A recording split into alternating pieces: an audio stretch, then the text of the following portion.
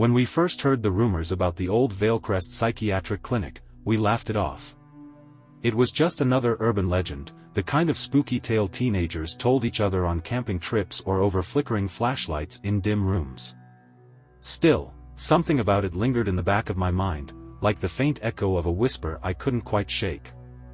Maybe it was the way people talked about the place, hushed and nervous, or the uncanny consistency of their stories despite coming from different generations. The clinic had been abandoned for decades. Valecrest sat on the outskirts of town, at the end of a cracked, overgrown road that twisted into the forest like a serpent. Its doors were supposedly sealed after a string of incidents in the late 1960s, incidents no one could clearly define, or perhaps no one wanted to define. Official records were sparse and contradictory. But the urban legends painted vivid, horrifying pictures of what had happened there. They said that a rogue doctor performed experiments on his patients. Some described him as a mad scientist, others claimed he was trying to cure illnesses no one else could. Whatever his motivations, the results were always grotesque. Screams echoed through the halls late at night, they said, and patients began disappearing without a trace.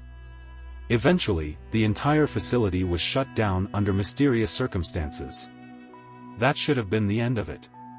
But local kids swore that anyone who ventured into Valecrest at night either came out different, haunted, broken, or never came out at all. Some claimed they saw shadows moving behind the cracked windows, or heard whispers echoing from the basement even though no one was inside. Those stories were more than enough to keep most people away. But we weren't most people. It was Jonah's idea to go. He was our de facto leader, the one who always pushed us to test the boundaries of fear.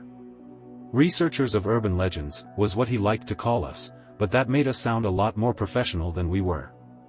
In truth, we were just college kids with a penchant for breaking into abandoned places and scaring ourselves silly.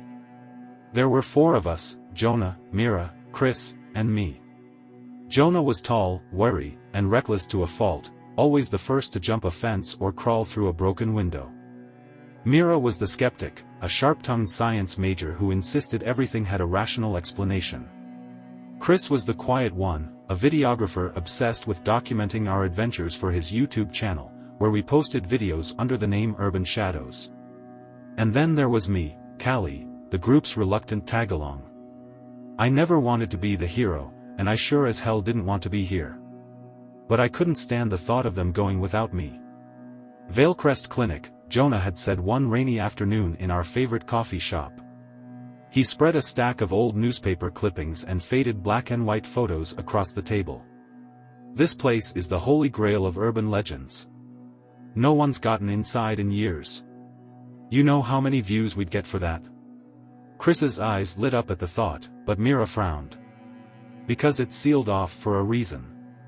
The place is falling apart. It's dangerous. Jonah smirked. Come on, you know you're curious. Don't you want to see if the stories are true? Stories don't scare me, Mira shot back. Rotting floorboards and asbestos do. Jonah turned to me. What about you, Callie? You're in, right? I glanced at the photos. One showed Valecrest's front entrance, a massive, Gothic building with cracked stone archways and tall, narrow windows that looked like empty eye sockets. Vines snaked their way up the facade, as if nature itself was trying to suffocate the building. There was something deeply unsettling about it, but I couldn't put my finger on why.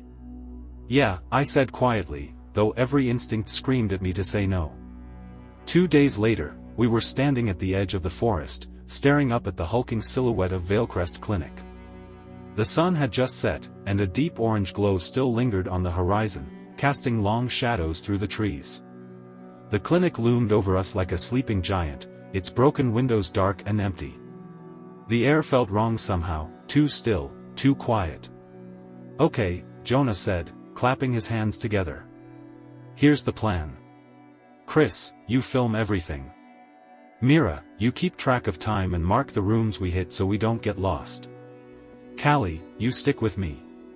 If we get split up, meet back here, got it? None of us answered. We just stared at the building. Guys, Jonah said, his voice softer now. If anyone wants to back out, this is the time. Mira huffed. Don't be dramatic. Chris shrugged, adjusting the camera strap around his neck. Let's just get this over with. Jonah grinned. That's the spirit. He turned to me. You good, Callie? I nodded, though my stomach churned with unease. Something about this felt different from our other adventures. This wasn't just an abandoned house or an empty factory. Valecrest felt alive, like it was watching us. Let's go, Jonah said. We climbed the fence easily enough. The metal was rusted and bent, as if others had done this before us. Beyond the fence, the forest closed in around us, the trees pressing close like silent sentinels. The clinic loomed larger with every step, its shadow swallowing us whole. The front doors were boarded up, but Jonah found a side window where the wood had rotted away. He kicked it in, the sound echoing through the darkness like a gunshot. After you, he said with a grin, motioning to the open window. I hesitated, staring into the blackness beyond. My pulse thundered in my ears. For a moment, I swore I heard something, a faint whisper, like breath against my neck. I spun around, but the others were already moving inside. Callie, let's go. Jonah hissed.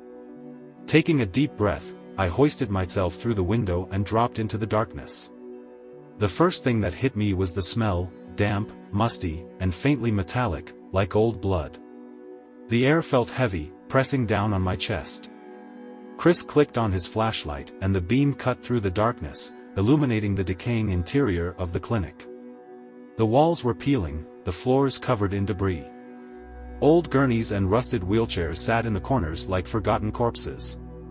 Faint graffiti marked the walls, symbols I didn't recognize, smeared in black and red. The silence was deafening, broken only by the distant creak of the building settling. Jesus, Mira muttered. This place is a death trap. Jonah's flashlight swept over a hallway that disappeared into darkness. And we're just getting started. We moved deeper into the clinic, our footsteps echoing unnaturally in the empty halls. Chris filmed everything, his camera whirring softly as he adjusted the focus. Jonah led the way, his flashlight dancing over rusted medical equipment and broken glass. Look at this, Mira whispered, crouching beside an old patient file that lay scattered on the floor. The paper was yellowed and brittle, the handwriting barely legible. These are medical notes. Look, patient exhibits erratic behavior. Suggest further isolation. Keep it, Jonah said. It's evidence. Evidence of what? I wanted to ask, but I kept my mouth shut. As we turned a corner, a sudden thud echoed from somewhere deeper in the building. We all froze. What was that? Chris whispered. Jonah smirked, though his grip on the flashlight tightened. Probably just a rat. But as we stood there, straining to hear, I swore I caught something else, something faint, almost imperceptible. A voice. A single word, whispered from the darkness. Leave. Did you hear that? I whispered, my voice barely above a breath. Jonah turned, flashlight beam flickering across my face. Hear what? Chris glanced up from his camera. It's probably the wind. There is no wind, Mira said flatly, her eyes narrowing. For a moment, none of us moved. The silence felt thick, as though it had weight, pressing into our ears and filling our lungs with dread. I strained to hear it again, that voice, that word. Leave. It was gone. Let's keep moving, Jonah said, his voice louder than necessary, as if trying to push back the quiet. The sooner we explore, the sooner we're out of here. But I knew better. That sound, it wasn't the wind. We made our way deeper into the clinic, our footsteps crunching over glass and crumbling tile. The flashlight beams jittered as we walked, throwing strange, lurching shadows across the walls. The air grew colder the further we went, sharp enough that I could see my breath curling into the dark like ghostly tendrils. I don't like this, Mira said, hugging her arms to her chest. It feels wrong. Yeah, well, haunted clinics tend to have that effect, Jonah replied with his usual sarcasm, but even he sounded strained. We passed through what must have once been the clinic's central atrium. A grand staircase loomed before us, its wood warped and splintering. Above it hung a massive chandelier, its crystals long shattered, leaving skeletal wires swaying gently as though moved by unseen hands. "What do you think?" Jonah asked, turning to us with a grin that looked forced. "Basement or upper floors?" Chris spoke up quickly, not looking away from his camera. "Basement. That's where all the weird stuff happens in the movies, right?" "Hard pass," Mira said, glaring at him. "Why not stick to the main level for now? There's plenty to see here, and..." Suddenly, Chris lowered his camera. "Wait, did anyone else hear that?" My stomach dropped. "Hear what?" He turned, staring into the darkness behind us. It sounded like footsteps. We all froze, listening. Silence. Then, faintly, so faint it could have been my imagination, I heard it too. A soft, shuffling sound, like someone dragging their feet across the floor. It came from the hallway we just walked through. "Probably a rat," Jonah said, but his voice cracked slightly. Mira shot him a glare. "You keep saying that like it's comforting." Chris raised his camera again, pointing it toward the hallway. The tiny red light blinked steadily as he zoomed in, his breath coming faster. There's something there," he whispered. "What?" Jonah snapped. "What do you mean, something?" Chris didn't answer. He just kept filming. Mira and I crowded around him, squinting at the small camera screen. At first, I didn't see anything, just blackness, punctuated by the occasional glint of broken glass reflecting our flashlight beams. Then I saw it. In the far corner of the hallway, just past the edge of the camera's range, something moved.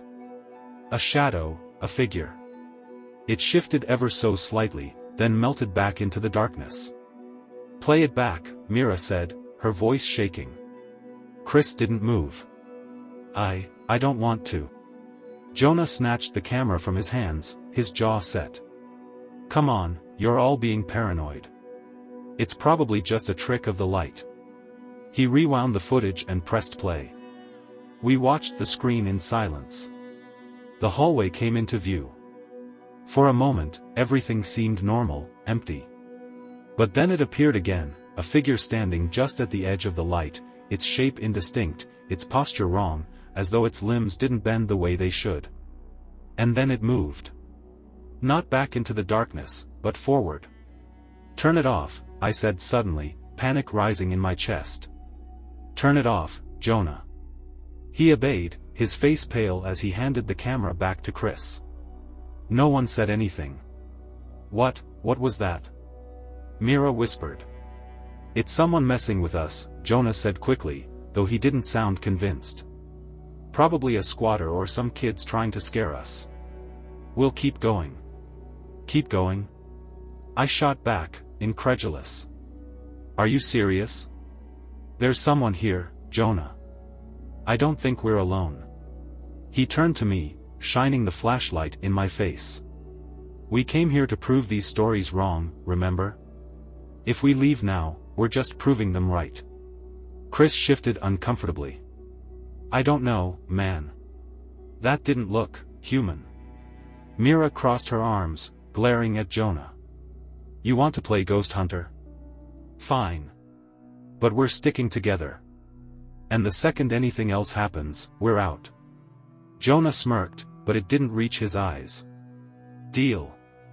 We found what looked like an old patient ward on the second floor. Rows of rusted beds lined the room, their mattresses torn and stained with something dark. The windows here were broken, letting in the cold night air and the sound of the trees rustling outside. "Check this out," Chris said, kneeling beside one of the beds. He lifted a yellowed leather restraint strap, its surface cracked with age. "They tied people down here." Mira shuddered. "This place is barbaric." Jonah wandered further into the room, his flashlight playing over the far wall. He stopped suddenly, his beam freezing in place. "Hey, guys, what the hell is this?" We gathered around him, staring at the wall. At first, it looked like normal graffiti, symbols and shapes scrawled in dark paint. But the longer I looked, the more it unsettled me. The symbols didn't form words, but they seemed deliberate somehow, like part of a ritual. I could almost hear a hum in the air, vibrating at the edge of my perception. "What is that?" Chris murmured, adjusting his camera. "I don't know," Jonah admitted. "It's weird, though, right?" As he reached out to touch one of the symbols, I grabbed his arm. "Don't." He raised an eyebrow. "What? You think it's cursed?" "I don't know, Jonah. Just, don't touch it." He rolled his eyes but pulled his hand back. "Fine, fine." We stayed in the ward a little longer, but the unease was starting to get to all of us. The quiet felt heavier now, oppressive. I kept glancing at the door, expecting to see something watching us. Then, from somewhere below us, we heard it again. A soft, shuffling sound. But this time, it was followed by a voice, a low, rasping whisper that echoed through the empty halls. "Come, back." My blood ran cold. "Tell me you heard that," Mira said, clutching my arm. "Yeah," Jonah whispered, his bravado finally cracking. "We heard it." Chris lowered his camera, his hands trembling. "We need to go. Now." None of us argued. We hurried back the way we came, our footsteps echoing too loudly in the empty clinic. But as we approached the staircase, I stopped dead in my tracks. The front door was gone.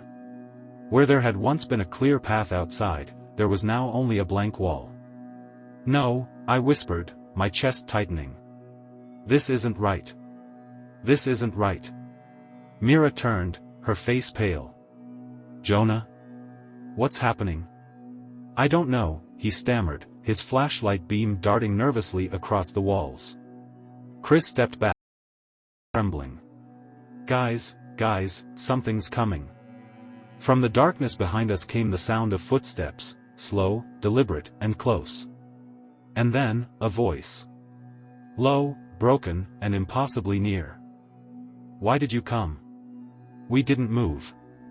None of us could. The voice, a low, broken rasp, seemed to vibrate in my skull, like it wasn't spoken aloud but injected straight into my mind. The flashlight in Jonah's hand trembled, the beam skittering across the walls as though searching for the source. The sound of footsteps continued, slow, deliberate, impossibly heavy for the silence surrounding them. "Why did you come?" The voice was louder now, closer, and it seemed to come from everywhere. I turned to the others, my throat dry. Jonah looked as pale as I felt, his usual arrogance crumbling like the walls of this cursed place. Mira's lips moved soundlessly as she pressed herself against the nearest wall, clutching her arms tight to her chest. Chris stood frozen, the camera in his hands pointed uselessly at the floor. A sudden, harsh clatter jolted us all.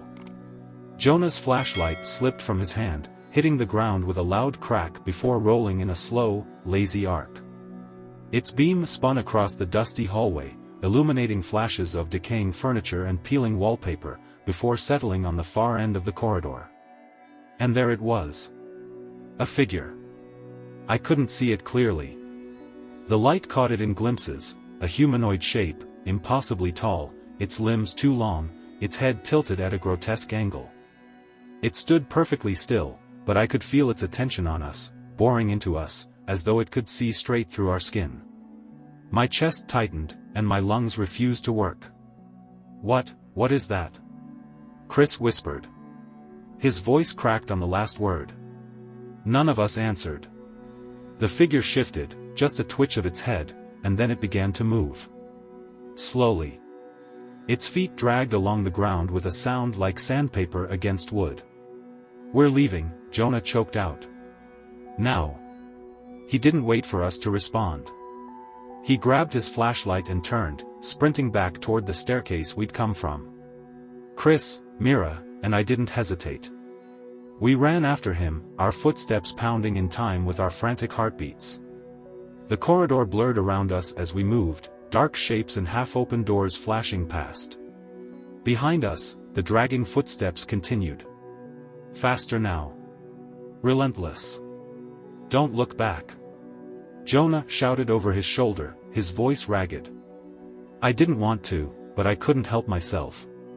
As I turned my head, I caught another glimpse of the figure, closer this time. Its shape was sharper now, lit faintly by the flashlight beams bouncing off the walls. Its face, or what passed for a face, was blank, featureless, like someone had smoothed out wet clay. But that wasn't the worst part. The worst part was how it twitched as it moved, its limbs jerking unnaturally, as though it was a puppet with tangled strings. The staircase came into view. Jonah leaped down the steps two at a time, nearly slipping as he hit the bottom landing. Mira and Chris followed close behind. My legs felt numb as I pushed myself to keep up, the weight of that thing's presence pressing down on me like a physical force. We burst into the main atrium, panting and wild-eyed. Chris doubled over, clutching his knees as he gasped for breath.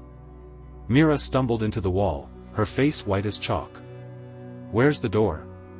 Jonah shouted, spinning in circles. His flashlight darted across the room, searching for the exit we knew had been there before. But the door was gone. Where it should have been, where we knew it had been, there was only a solid wall of cracked stone. No sign of the archway, no hinges, no seam. Nothing. This isn't happening, Mira whispered. This can't be happening. Jonah ran to the wall, pounding his fists against it. It was right here. It was right here. Chris staggered back, the camera still dangling limply in his hands. This place isn't letting us out. His words sent a chill down my spine. I didn't want to believe him, I couldn't. But how else could I explain it? The wall was solid beneath Jonah's fists, as though the exit had never existed. We'll find another way, Jonah panted, turning to us. There's got to be a back door or a window or something. A sound froze us all in place. The dragging footsteps. They were close now, so close I could feel them vibrating through the floorboards. I spun, staring up at the staircase. It was there. The figure stood at the top of the stairs, its grotesque shape silhouetted against the darkness. It didn't move at first. It just stood, as though watching us, waiting. Then its head tilted to the side with a sickening crack. Jonah grabbed my arm. Go. Move. We ran. Jonah led the way down a side hallway, his flashlight beam jerking wildly across the walls. The corridor seemed endless, the ceiling sagging with moisture and black mold. My lungs burned as I ran, my brain barely able to process what was happening. A scream rang out behind me. I skidded to a stop, turning just in time to see Chris stumble. His camera slipped from his hands and shattered against the floor, its screen going dark. Chris! Mira cried, rushing to help him up.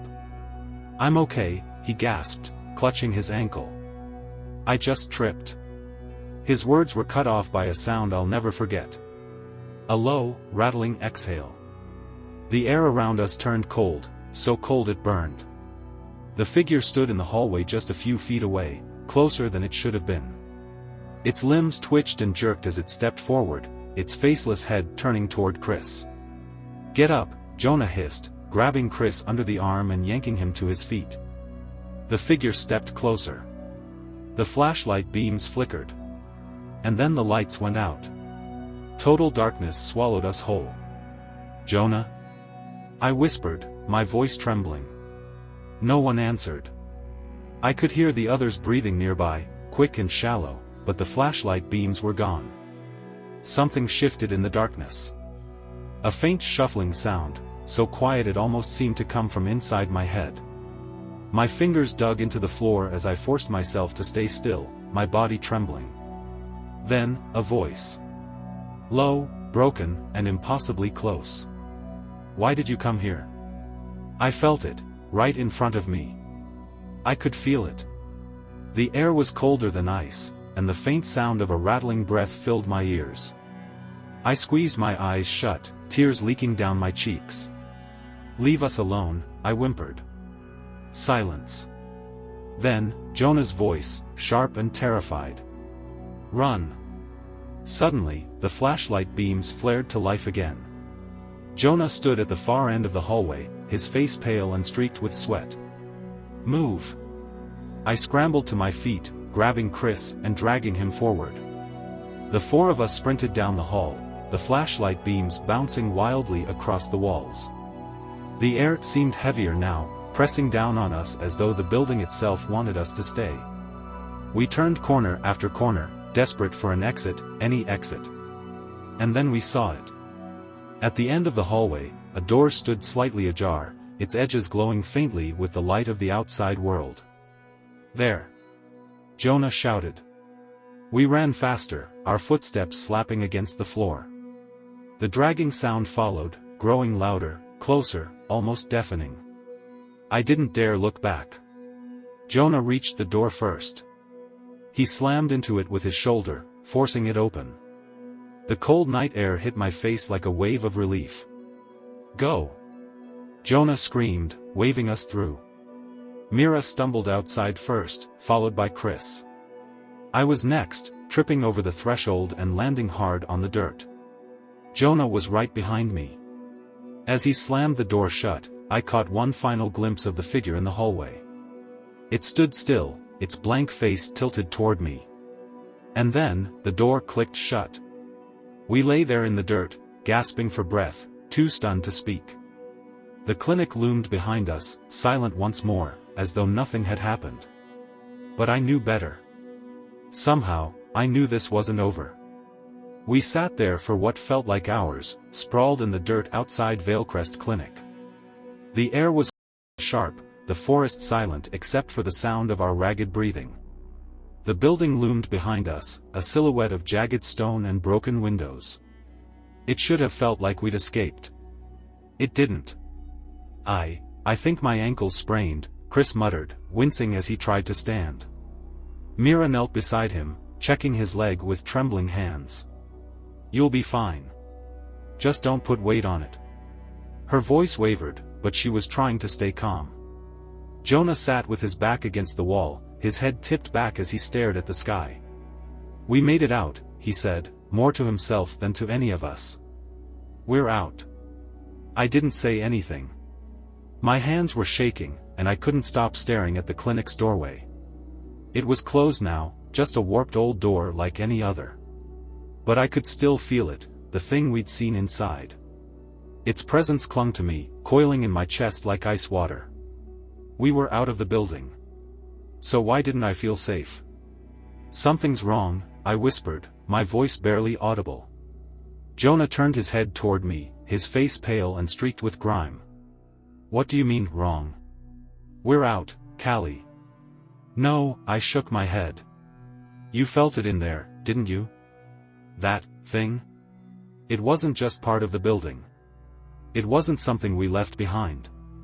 "Stop it," Jonah snapped, sitting up straighter. His voice was sharp, brittle. "It's over. We're outside. There's nothing out here." But Chris's camera lay in pieces a few feet away, its screen dark and cracked. His footage, our only proof, was gone.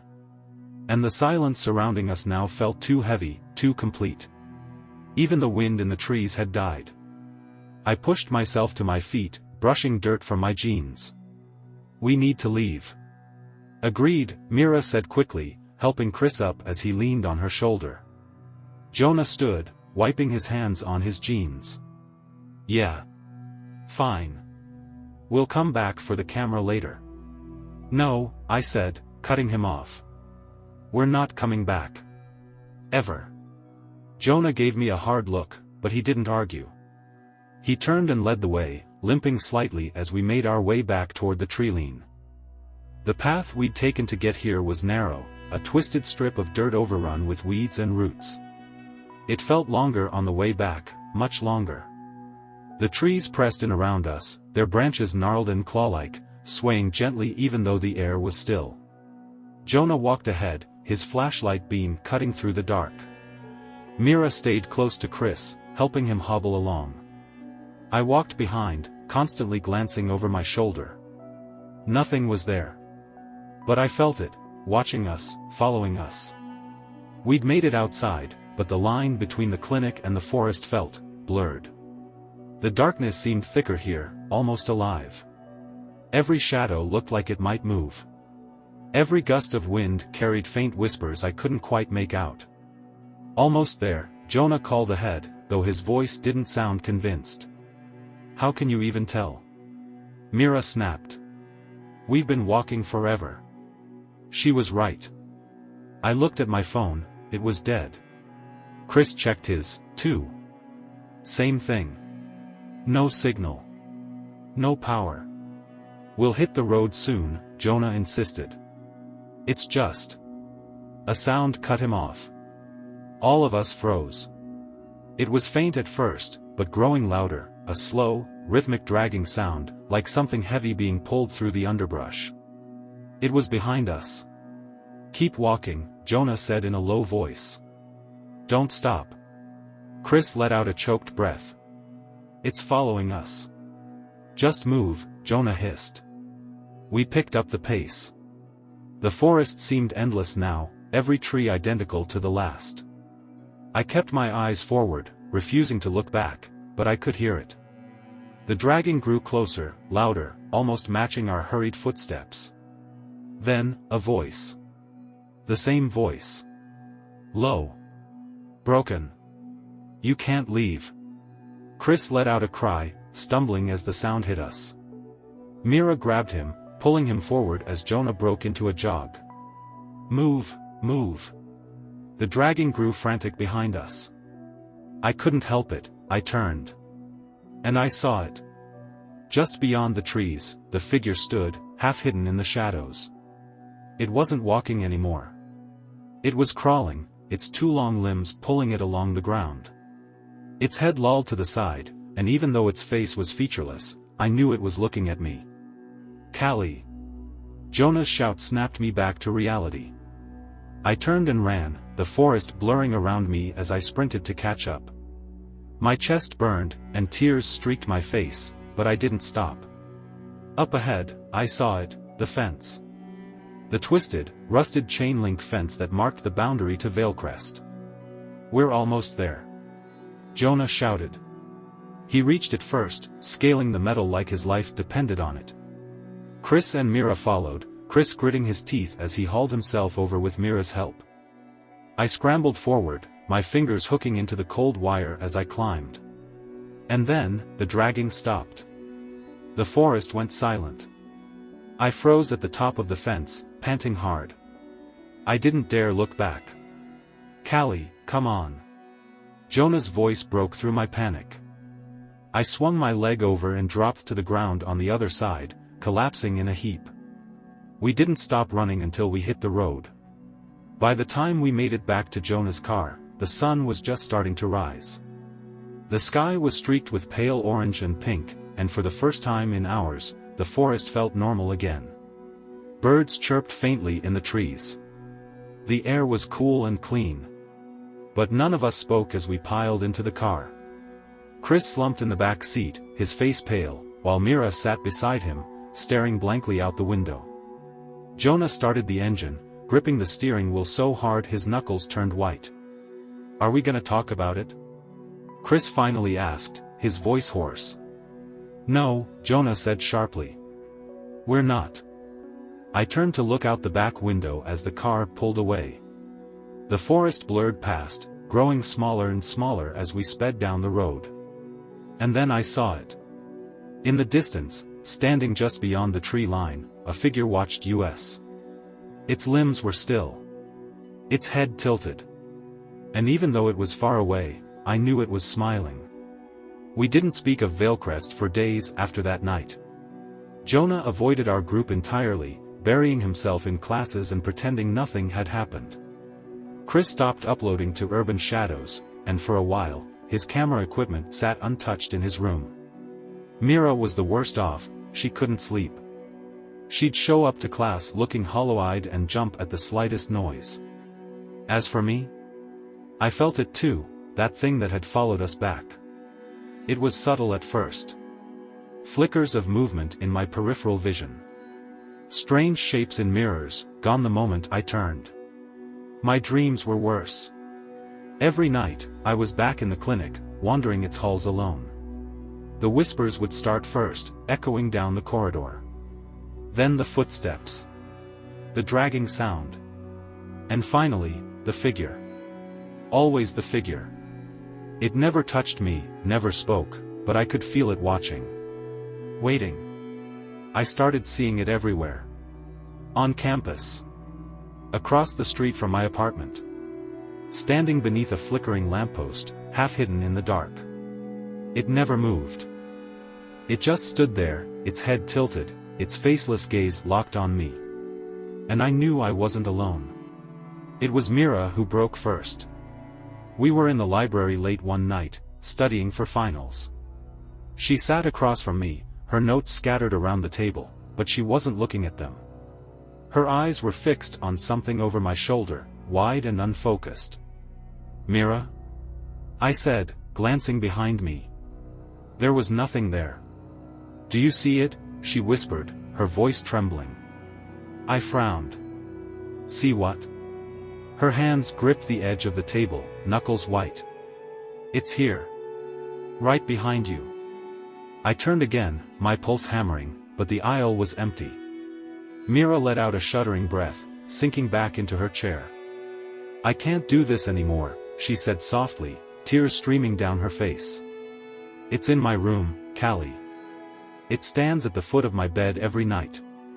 Just staring." I didn't know what to say. Jonah had been avoiding us entirely, pretending Valecrest never happened. Chris refused to talk about it at all. And now Mira. I didn't want to admit that I'd seen it too. "We need to do something," she whispered, her voice shaking. "Like what?" I asked. "What can we do?" Her eyes locked on mine. "We need to go back." It took everything to convince Jonah and Chris. Chris was terrified, but Mira's insistence wore him down. Jonah argued harder, but beneath the anger, I could tell he was scared too. "It's a building, Jonah," Mira snapped. "It's not done with us. You felt it. You know it's true." We sat in Jonah's dorm room, the air thick with tension. Chris stared at the floor, silent, while Jonah ran a hand through his hair, pacing back and forth. "You're insane," he muttered. "You want to go back to the place that did this to us? What other choice do we have?" I asked quietly. "It followed us, Jonah. It won't stop. Not unless we stop it." Jonah stopped pacing. He didn't look at us as he spoke. "Fine," he said finally. "But we're not staying in there longer than we have to." We returned to Valecrest just after midnight. The clinic loomed before us, silent and waiting, its silhouette even darker than the sky. None of us spoke as we climbed the fence. The moment I set foot on the other side, I felt it, that presence, the same heavy dread that had crushed the air inside the building. "Let's just do this," Jonah muttered. The door opened easily this time, as though it had been waiting for us. The inside of the clinic was worse than I remembered. The air was colder, sharper, and the silence was deafening. Our flashlight sliced through the dark, catching glimpses of rusted wheelchairs and shattered glass. "Where are we going?" Chris whispered. Mira led the way, moving faster than the rest of us. "The basement." I stopped short. "Mira, no. We're not. We have to," she snapped, her eyes wild. "Whatever this thing is, it's tied to this place. To what happened down there." Jonah cursed under his breath. "This is insane." But we followed her. The basement stairs creaked beneath our weight as we descended. The air grew colder, thicker, as though it was alive. The beam of my flashlight flickered. And then we reached it. The basement stretched out before us, a long corridor lined with rusted doors. Old operating tables sat beneath cracked lights, their surfaces stained dark. "This is where it happened," Mira whispered, her voice barely audible. "The experiments. The doctor, he did something here. Something wrong." Suddenly, the dragging sound echoed through the hallway. We froze. It was close. Closer than ever. Flashlights off. Jonah hissed. We killed the lights, plunging the basement into total darkness. My heart thundered in my chest, my breath shallow and fast. The dragging sound grew louder. And then, the voice. You shouldn't have come back. A light flickered to life ahead of us, a single bulb swaying from the ceiling. Beneath it, the figure stood, still and silent, its faceless head tilted to one side. But this time, it wasn't alone. Shapes moved in the shadows, dozens of them. Figures with blank faces and jerking limbs. Patience. Run! Jonah screamed. We turned and sprinted back toward the stairs, the sound of dragging and twitching limbs filling the air. I could feel them behind me, impossibly close. Chris tripped, screaming as Mira hauled him to his feet. Jonah hit the stairs first, shouting for us to move. The walls seemed to close in.